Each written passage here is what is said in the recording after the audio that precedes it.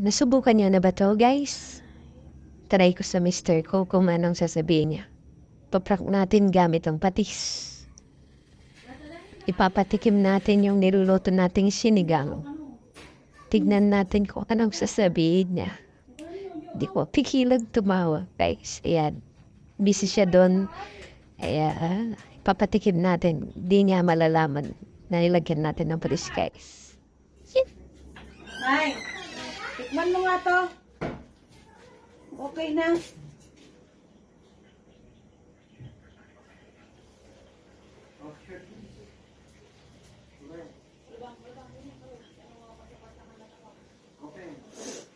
Tikman mo nga kung okay na. Ang lasa niya. Bakit? Nasobrahan ko ata. Dumi.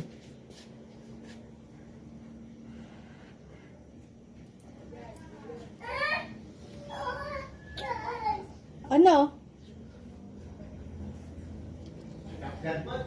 Ha?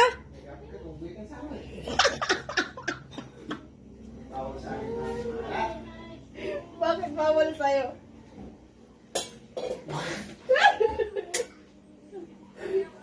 Okay na?